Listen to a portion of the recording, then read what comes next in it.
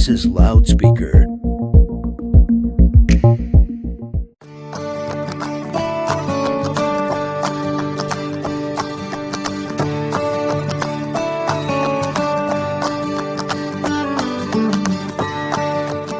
Hi, and welcome to Connecting a Better World, where we spend time meeting some of the most incredible human beings who make this world a better place.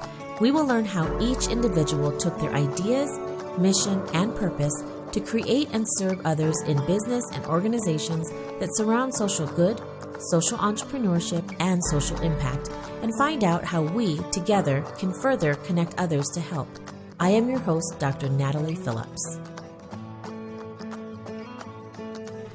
On an average day in Colorado, 11 children or teens enter foster care because their parents need time to learn new skills to become the parents their children need them to be. When children age out of the system at 18 without a family, they are significantly more likely to experience homelessness, unplanned pregnancy, incarceration, sex trafficking, mental health issues, poverty, addiction, dropping out of school, suicide, and losing their own kids to foster care. Today, I will be talking with Tracee Rudd, Director of Colorado Kids Belong. Colorado Kids Belong first started here in Colorado and grew nationwide to America Kids Belong, an organization focused on changing the outcome and experience in foster care. So I am super excited to introduce Tracee Rudd, also because she's here in Colorado, and I'm really excited for her to share her story and what she does. It has been truly amazing to get to know her. So Tracee, welcome to the show. Thanks for having me. Yeah, absolutely. So I want to start off with just kind of getting more introduced to you. So tell me a little bit more about your story and just who you are, first of all. Mm-hmm. Yeah. Well, I grew up here in Colorado native. There's not very many of us these days, it feels like. Grew up in Longmont and then went off to college and kind of kept moving east for a while. Eventually, after college, I got involved in working in war-torn countries and leading some internship programs and stuff, and spent some time in Kosovo and in Afghanistan, and eventually ended up back here in Colorado. I was at a point where I was like, kind of just asking God what was next because of a collision of different events in my life. And I felt like he was like, where do you want to be? And I was like, well, my family's in Colorado. I want to go back there. Mm-hmm. So I came back to Colorado in about 2008. And I was in my early 30s at that point. And I met my husband online. We got a free weekend, each of us. We happened to be on there the same weekend, and we met, and got married a year and a half later, and I got a package deal. He has 2 kids, so they became my kids also. And, we have been in kind of northern Colorado since then, and I've done various work, and it was about, about 5 years ago, that my brother, this is kind of leading into the work I do now. My brother had a meeting with somebody, and then he was telling me about what he had learned, that there was a foster care crisis across the nation and specifically here in Colorado. And I was clueless. I mean, I knew there was such a thing as foster care, and I had worked in other parts of the world and been in various orphanages and stuff like that. But when all of a sudden I realized there were kids right here in Colorado who weren't getting adopted and needed adopted, and they were aging out of foster care, it just it broke my heart, and then it got in my head, and it felt like for weeks and then months I couldn't stop thinking about it, and decided that I needed to figure out a way to be a part of changing that and helping find a solution for that. And so started doing some research and some networking. And eventually I got to a point where I was about ready to start my own nonprofit. And then through some of my networking, I was like, I don't need to reinvent the wheel. How about I just partner with other people that are doing good stuff? So I contacted America's Kids Belong, an organization that right around that same time they were launching nationwide. It had started here in northern Colorado. and just said, how can I volunteer? So I started volunteering. And then last year in December, I became the director of our local state chapter, Colorado Kids Belong. So that's a little bit of landing there in the work that I'm doing. Yeah, and we'll get to the work that you're doing with Colorado Kids Belong, because I think it's really important work. But, you know, I kind of want to go back to just like you growing up and just who you're around. Did you have a certain like role model in your life that, you know, that you can think of that gave you this like service heart or wanting to give back? Was there somebody in your life that you had that you looked up to? I had lots of people to look up to. My mom and I were just reminiscing the other day about how there were several people in our church when my parents were a young couple, several older couples that kind of took my parents under their wing and therefore took me under their wing. I'm the oldest of my siblings. And we were laughing about the little church ladies that would come and see my choir performances and stuff like that. I was just surrounded by lots of good people. My parents definitely are people that modeled just humble servant hearts. And then I had an awesome youth pastor that became one of my mentors even after high school. Throughout the years, he's somebody that I would call when I was trying to make big decisions and stuff. And he just always encouraged me to, like, one time I was in this this funky spot in my life and pretty frustrated, like things that I had thought where my life was going, and things fell apart at one point when I'd been working overseas. I'd gotten really sick, and I went and stayed at his home. They live in Missouri now, and was just letting him like ask me questions and helping me work through some things. And he said, you know what I think you need to do is you need to just go hold some babies. I was like, what? He's like, some babies that have nobody to care for them.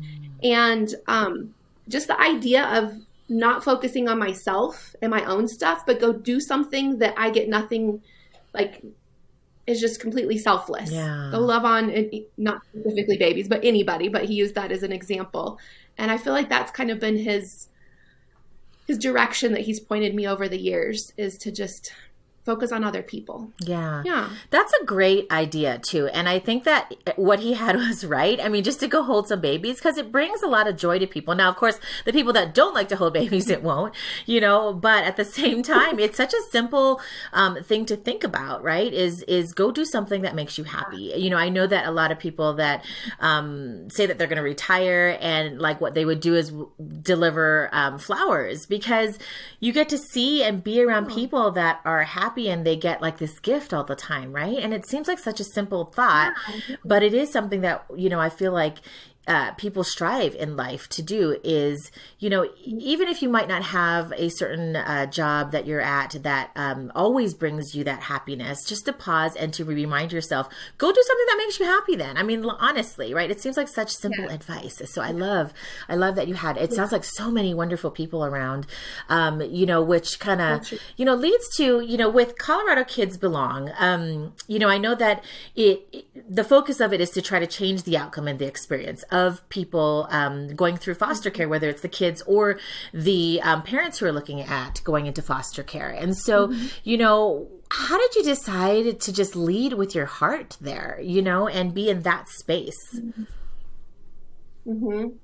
Well, so partly when I had realized that kids were aging out of foster care, one of the programs that I had been researching and trying to figure out how to do was figure out how to help those young adults with housing and jobs and stuff like that. And then I realized when I started to connect with America's Kids Belong that they're working way upstream from that. Of course, I don't want to see kids aging out of foster care, because the statistics are crazy that they end up being the people that end up incarcerated, homeless, committing suicide. Their own kids end up in foster care. Like, it's just a horrible cycle.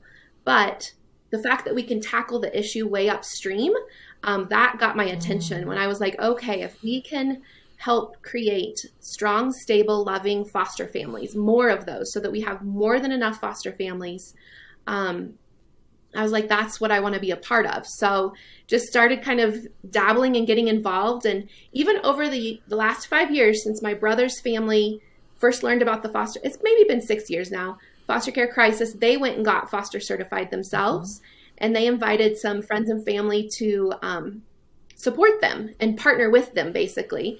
They asked us if we would get CPR certified and turn in our background check stuff to the county that they live in so that we could partner with them.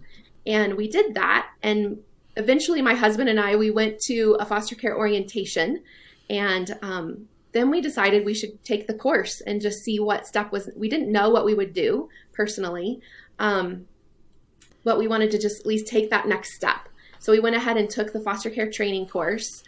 We didn't at the time have an empty bedroom in our house. Our older kids are, they're now almost 22 and almost 20.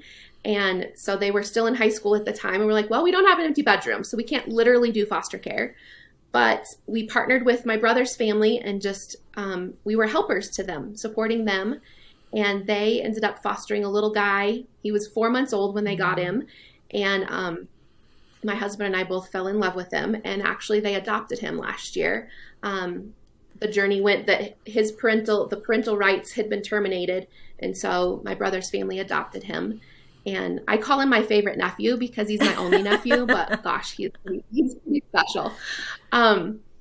So we were involved in foster care, and that even helped us see the need for more foster families. And we weren't in a place ourselves at the time with an empty bedroom. So we were like, well, we want to be involved though.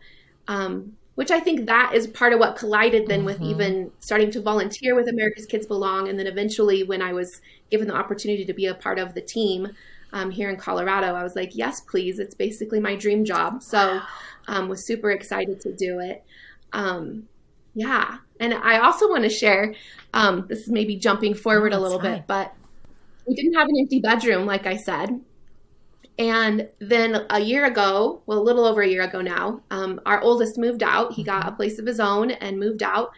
And I right away was like, let's turn his bedroom into my office.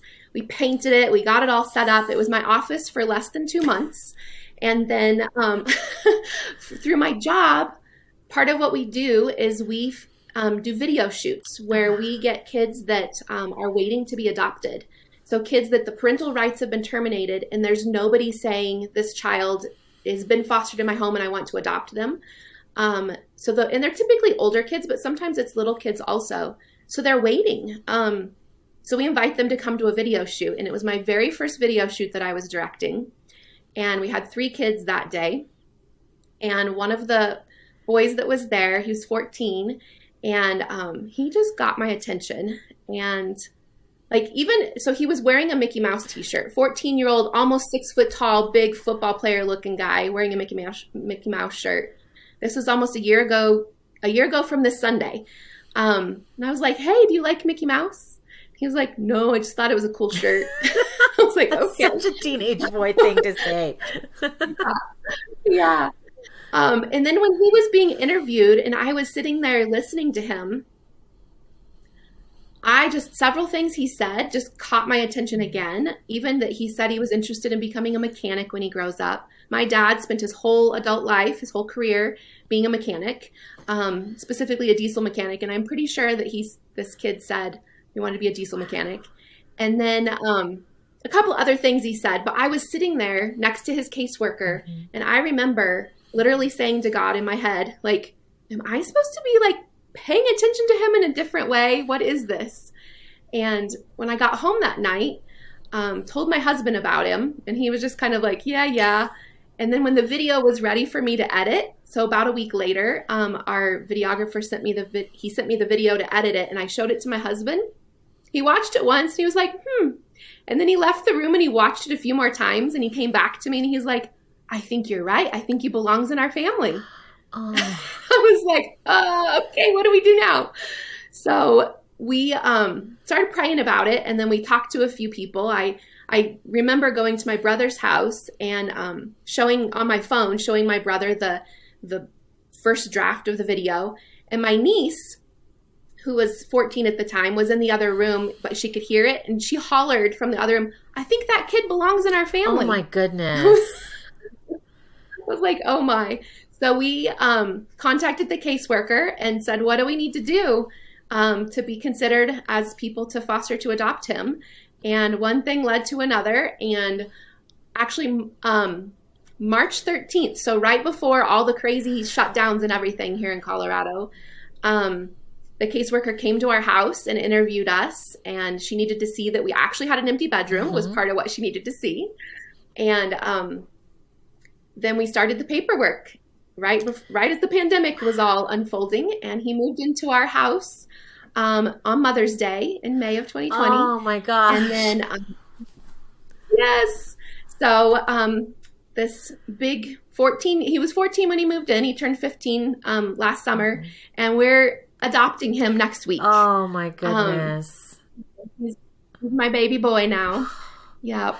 Kind of crazy. So that's incredible. And, to think that it started off with, like, it may not have necessarily been on your heart, but it was enough on your heart where your brother reached out and said, hey, will you be part of our support team? And that's all it was. It was answering the call. Yeah, I think I can do that. I can help you out. That might not be where I am at right now.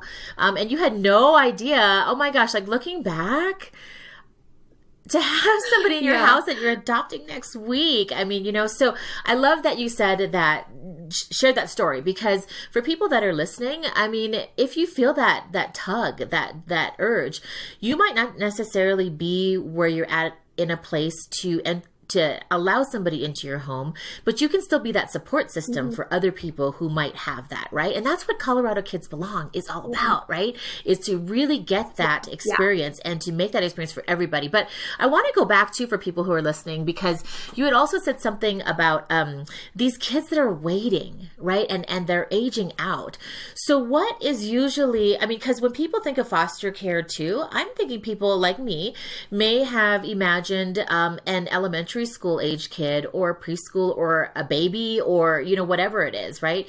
Which most people probably also want to get in on early because maybe, with parenting skills or whatever, they think, okay, well, maybe I can kind of at least guide them, and I don't want a teenager or whatever, right? But what would be kind of like the average age of these kids that you're talking about when you say you're worried about them waiting and aging out of the system? Obviously you can probably go up to 18, I would suppose, 17, 18. But what is that spot where you're like, man, if this kid doesn't get fostered pretty soon, I'm a little more worried about them. Like, what's that age that people should know about? Yeah. So it's interesting. Pretty much all the kids that I know of are in foster homes, just not homes that are planning to adopt them, which, just thinking of that as a teenager, to think like, sure, I have a roof over my head and people that care about me, but it's not long term. And an interesting thing that happens often is the way that some of the legal things are in the foster care world. Around the age of 15, a caseworker starts to ask a kid, would you prefer to age out of foster care or to say you want to be adopted? Like, they start to ask them that, which partly breaks my heart. If I think of any 14, 15, 16-year-old that has been in foster care for very long and they've been hurt and disappointed through the years, they don't trust people. I always have this picture in my head of a kid just saying, like, flipping a caseworker off and being like, yeah, right, what have you guys done for me? Of course I want to age out. Because by that time, they're wanting to be independent anyways. Right. I mean, kids in safe, loving homes desire to be independent and look forward to that. So around that age, 14, 15, is when that process happens. Also, I think that I would put myself in this category of, I remember the first time my husband and I were talking about, like, we were going through the foster care training class and stuff, and we were talking about if we were to foster. I said, I think that I would want to foster little kids, because it was kind of scary to me to think of fostering an older kid that has all their own opinions already and all of that. But to think of a little one that you could cozy up with and love and affection and not have to reason with them about all the things of curfews and whatnot. So kind of my mind was there of thinking, like, it was a little bit scary to think of teenagers. And I think a lot of people are in that space of just thinking, like, holy cow. So that's where those kids, especially boys over the age 10, they, if they don't already have somebody that they're connected to that will possibly adopt them, it's crazy the percentage of those boys that do end up just aging out of foster care then. Wow. Because people aren't ready to step up. So the kids that we've done in the last year for our video shoots, I would say majority of them are 14 and older. Wow. I've had 3 little kids under 10 years old, but the rest of them have been teenagers. Yeah. Yeah. So what was it about, and what is your soon-to-be son's name, right? Well, you don't have to say his name, I'm sorry, but what was it about him that you had that feeling, your husband had that feeling, your niece, whatever, what was that? What caught your eye? Because did you think that you were going to have a teenager, right? I mean, you had 2 kids that you were raising with your husband, right? But working in this world, I mean, inevitably, I'm assuming that you probably thought, okay, like this is happening. Like I know it's happening because that's where my heart is. But did you know that you were going to be just so smitten by this teenager? And what was it about him? Not at all. We were like basically empty nesters. Right. Like our youngest had graduated high school, and I mean, she's still living at home, but was doing her own thing. And so we were kind of like, what's this next season of life look like for us, And so my husband is he's a big guy, but a total teddy bear. He wears Mickey Mouse shirts and stuff like that all the time. So it's as silly as that specifically, that Mickey Mouse shirt just got my attention. This big teenage boy that's like Mr. Macho, but he's wearing a Mickey Mouse shirt. I was like, And him talking about wanting to be a diesel mechanic. He also, one of the questions we ask kids often is, if you could have 3 wishes, what would they be? And one of the things he wished for was more people to trust. And I remember even when I was watching his video over and over, that just stood out to me to think, wow, he wants more people to trust. I grew up with too many people to trust almost. You know what I mean? Like an abundance of trustworthy people in my world. And he just wanted a few people to trust. And it just got in my head. And then I think it was a couple of other things. And even his cadence, his tone, I think that's part of what got my niece's attention even from the other room, was he sounds like our older son, which people always laugh about how they have kind of the same tone and they talk the same. And our older son is actually a diesel mechanic. He's doing an apprenticeship as a diesel mechanic. So just funny things like that, that just kind of all fit together. And I would say my husband and I'm more of a risk taker than my husband is. He would kind of live the simple, boring life, but he married somebody that's a risk taker.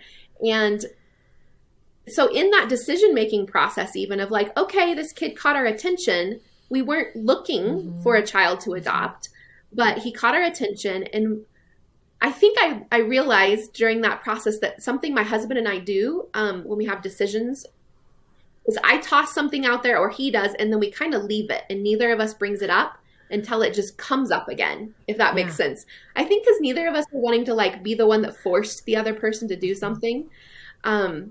And I would say that's kind of what we did. We brought it up. We talked about it.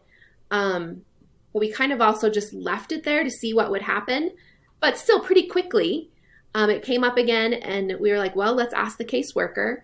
And one thing just led to another. And it's crazy how you said the word smitten. And I would say I'm totally smitten for him. Like, I can't imagine my life without him. He's my little buddy. Not little. He's a big kid. He's my buddy.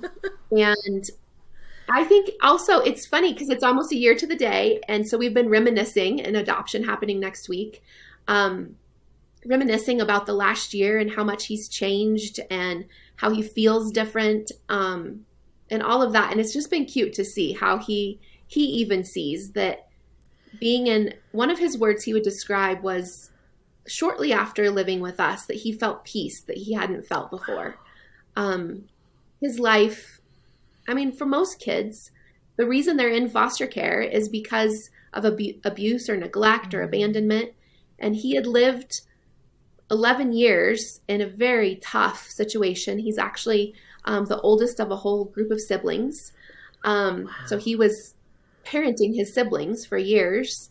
And then even in foster care, had sadly bounced around quite a bit. So just the fact that he feels stable and at peace is just beautiful. And is he perfect? We were just laughing last night because I told him that I was going to do this podcast, and he's like, "What's it about?" I was like, "Well, my job, but I'm going to talk about you too." And he said, "Oh, you can say whatever you want about me." I was like, "Oh, I can?" And we both laughed. And he said, "Yeah, you can tell him I brought drugs into your house," which he did. Like, it hasn't been easy. It hasn't been perfect. But it's also been really good. And it's been this process. One of the things they teach in foster care training of how to parent kids that have been through a lot of trauma is to really focus on connection over correction.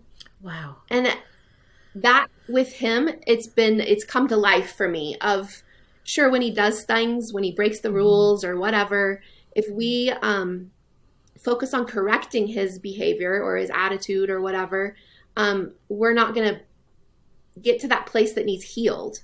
But when we focus on connecting, and yes, we've still doled out some consequences and things over the months, but more than the consequences, it's been like, okay, we need to sit down and talk. Like, what's going on? And things that have just changed in his heart and in his mind. There's so many. It's hard to figure out the balance of some of the things I want to say, but at the same time, it's his story to tell. And I love that too, because it is, it's great that they teach that in foster care training, but it's for parenting as well, focus on the connecting over the correcting. And so thank you for that reminder with my two teenagers as well. So I love it.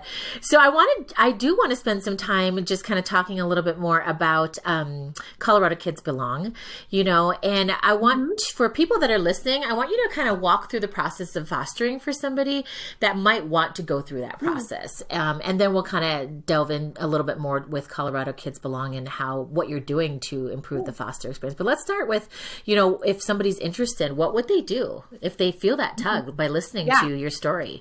What's the first few steps, I guess? So the first step almost everywhere across the country is to go to an orientation. Here in Colorado, foster care is run county by county. So whatever county you live in, you would go find the orientation for that county.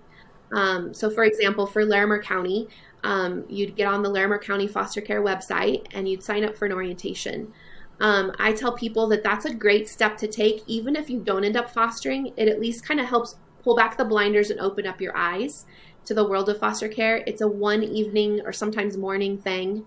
And then from that step, the county will guide you on what step you take after that. If you're going to go ahead and do the training, which across Colorado is typically it's done in 8 weeks, sometimes like one night a week for 8 weeks.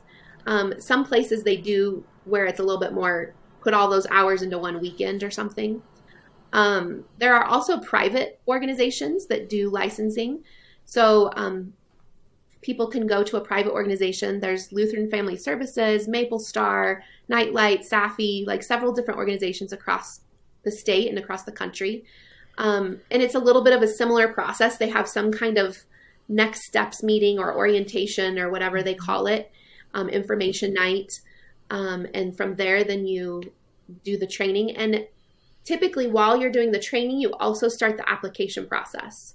So there's different levels, and every county in Colorado does a little bit different, but you start the application process, which typically is a general application at the beginning. And then once you get matched with a caseworker, a home study worker, they start you down a path of what's called a home study, which partly is literally looking at your house. Like they literally make sure your house is safe. I like to tell people that typically the first time they look at your house, it's not going to be to their standards, especially if you're going to foster little kids because you need baby gates and all the things. But they just make sure that there's safety there. For older kids, it's like making sure that there's locks on your alcohol cupboards and things like that. And then they also do part of that home study is a process of interviewing. If it's a couple, interviewing both people. They ask you these questions and your spouse or partner is answering the questions, and then you answer questions about each other. It's a very interesting process.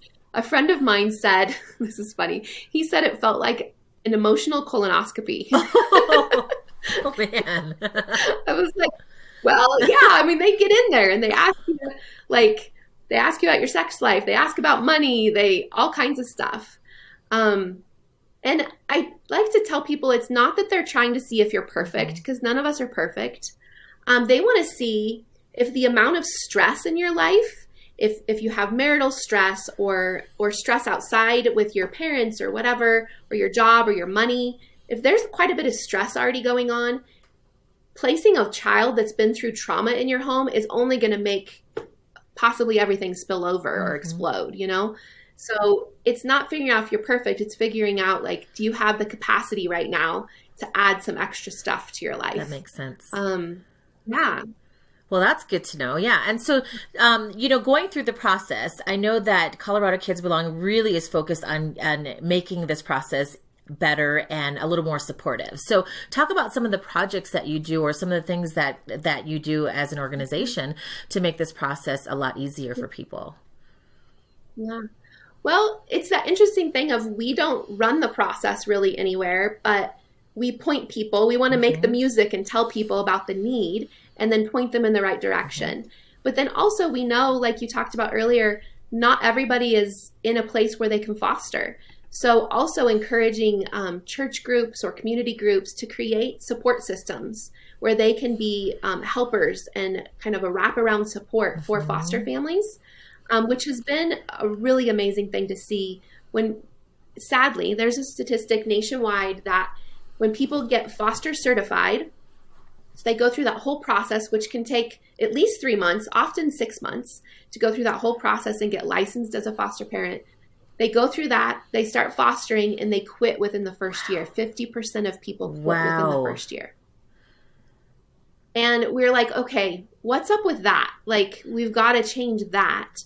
Partly, I personally see that it's almost like once people get past that year, because it's a little bit of a culture shock. All of a sudden you're parenting in a different way than you've parented before. You have a whole layer of people in your life, as far as caseworkers, GALs, CASAs, all these people that are in your life because of the children that are in your life now. And it's this big learning curve and culture shock almost. So if we can get people past that year mark, I feel like they start to become a little bit more expert in the field of knowing what all's going on. So we really want to help people get past that point, and that they keep fostering.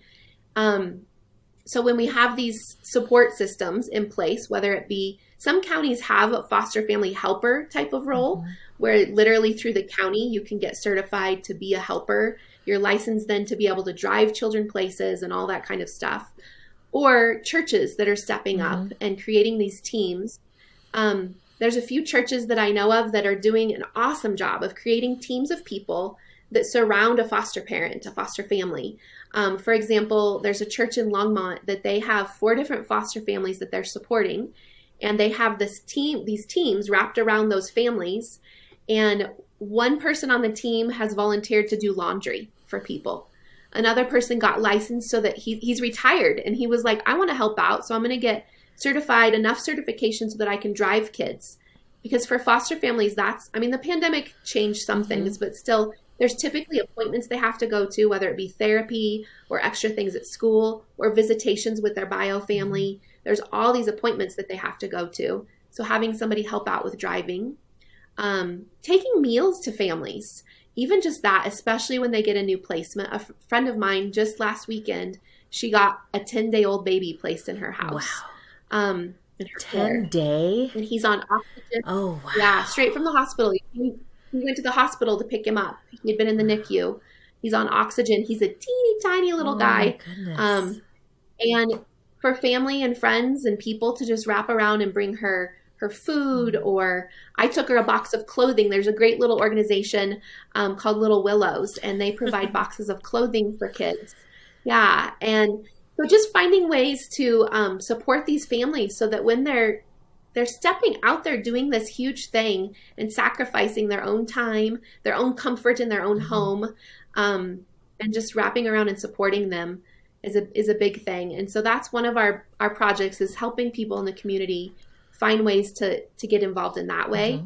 Another project we have is actually for the kids that have aged out of foster care. It's called Dream Makers. And we, through our Dream Makers program, we have a website where these youth can request a dream. So some of them request a laptop computer for whatever they're doing for college or something like that. Or others need a bicycle to get to work or a bus pass. There's all different kinds of things. I think one kid asked for a kitten.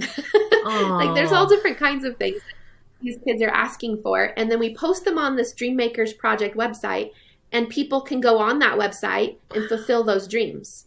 Oh, so they can literally just pay that. for that. That's thing. Exciting.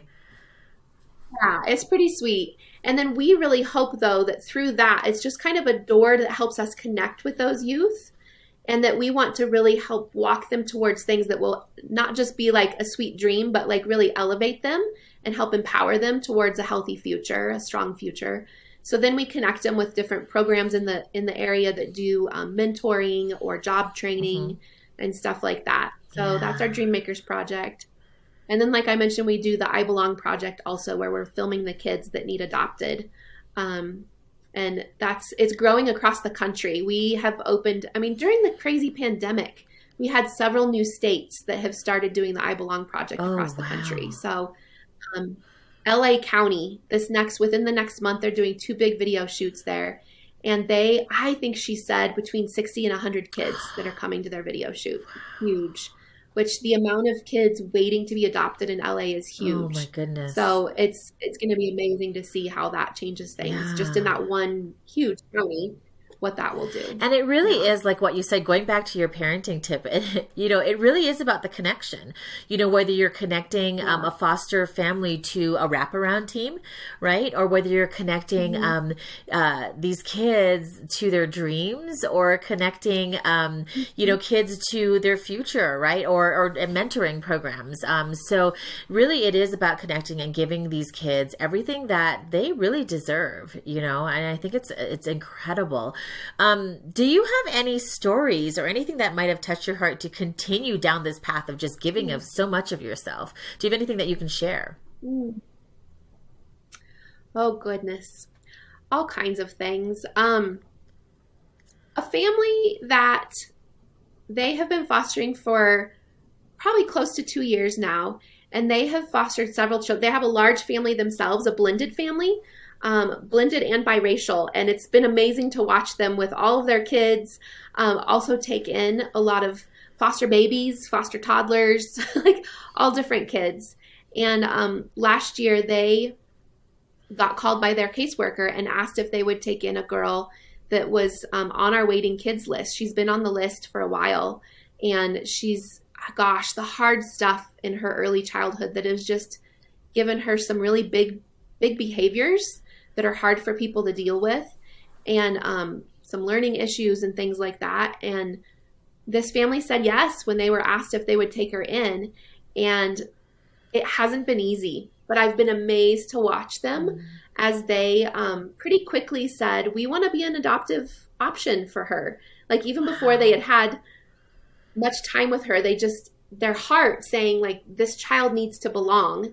And somebody needs to say yes to her. Somebody needs to be part of the solution for her.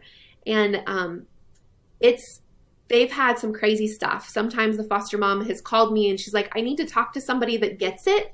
Somebody that, she said, most of my friends would tell me, oh gosh, she's got too many problems. She's going to hurt your other kids, or not hurt them, but like make things difficult for them. You need to pass her on to somebody else. And she's like, but that's not our heart in it. And they have stuck it out through some hard stuff. And it's been really cool to see. And they actually just started the part of the process in adoption, when you kind of officially submit to the court that you want to be adopting this child, is called subsidy. And so they've started the subsidy process with the court. And I've just been so proud of them to see that this girl that has been waiting for so long, and that she's finding belonging in that family. It's been so special. And even when it's not easy, I think that's part of it, is people knowing that, even with our boy, that he's super sweet and awesome in so many ways, but it's not perfect and easy. And we've had to make adjustments in our own parenting style and whatever.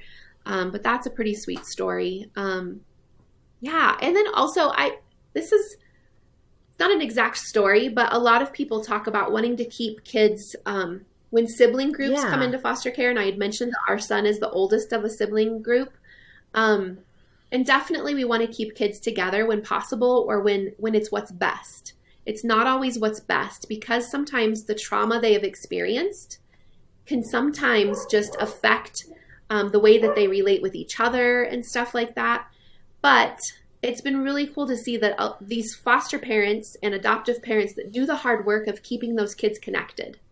Like we are, just last night I was texting with a group of moms that are mothering Nathan's siblings, and that we're going to get together in March, and we're going to go do something fun, all of us. Awesome. We try monthly to get together so those kids get to spend time together and stuff.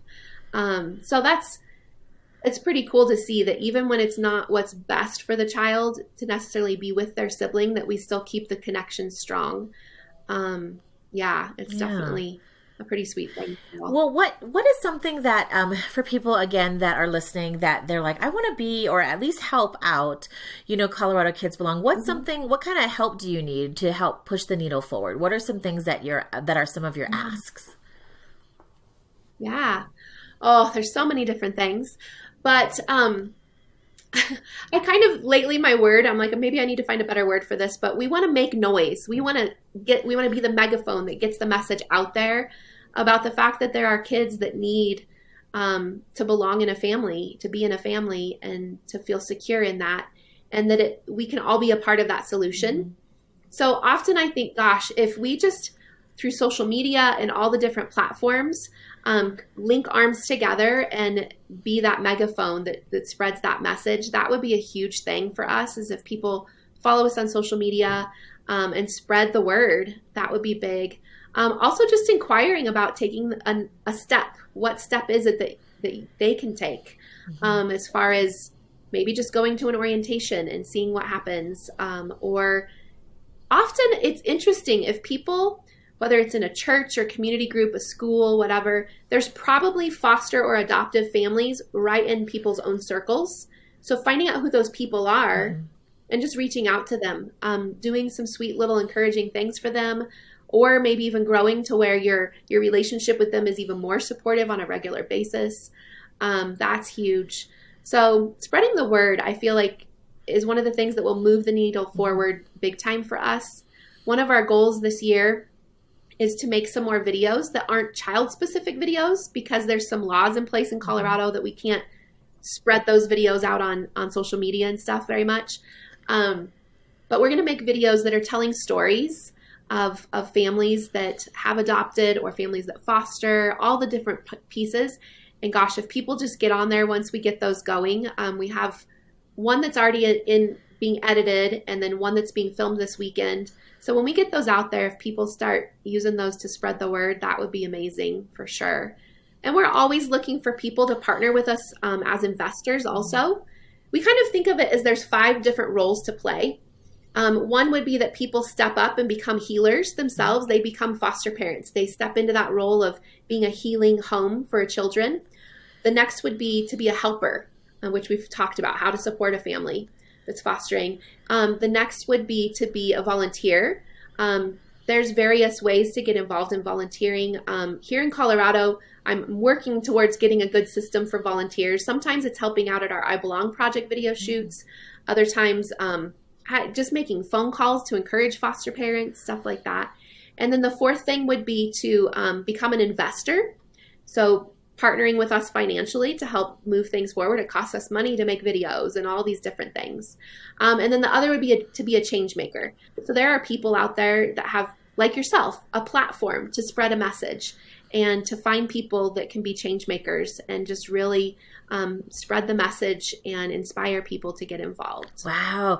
You've just explained so much, and I'm so grateful that we got to connect and meet and just learn a lot about the process and how you and Colorado Kids Belong. I mean, it's the perfect, like you said, it's the dream job of yours, and I can see why. I mean, you're so passionate, so loving. You know what obstacles you have, but you're still going to tackle them, right?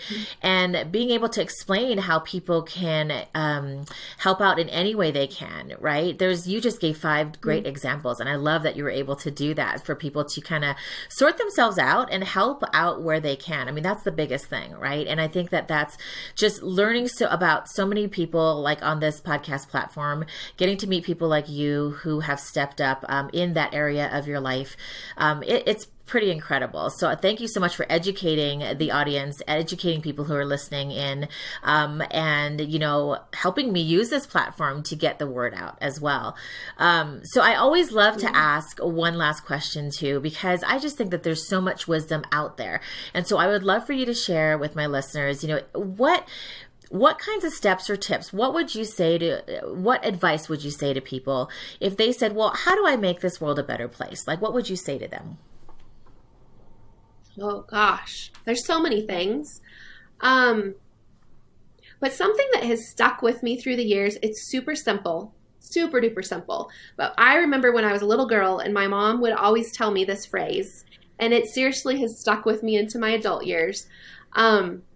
She would say, Tracee, when you go into a room, whether it's your classroom at school, a big room full of people, wherever it is, you need to walk into that room thinking about how you make people feel instead of how they make you feel. And just that alone of walking into a space wanting to help make people feel good or encouraged or inspired, not worrying about, it's so easy to kind of get our eyes focused on ourselves and concerned about, oh my gosh, do they think I'm ugly? Do they think I'm pretty? Do they think I'm cool? What do they think about me?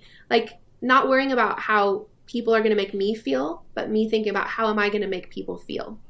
That I think over the years has just helped me have more confidence. That's partly because I'm not concerned about whether people think I'm cool or not.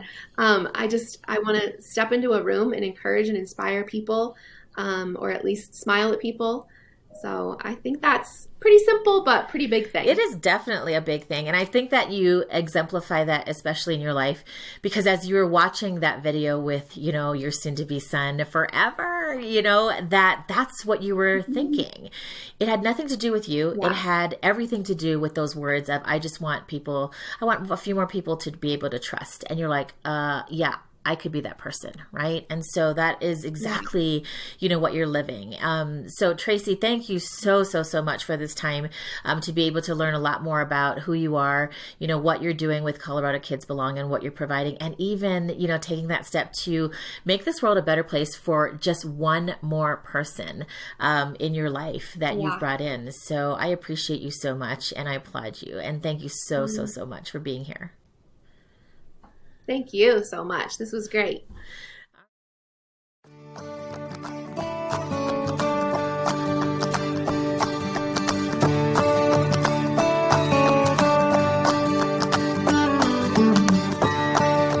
Thank you so much for tuning in to Connecting a Better World, and thank you, NOCO FM, for supporting this show. If you connected to something in this episode, we would love to hear from you. Our contact info will be listed in the show notes, as well as you can reach us on our social media channels. Please feel free to share our podcast with your friends and loved ones. For more shows, please tune in to noco.fm online.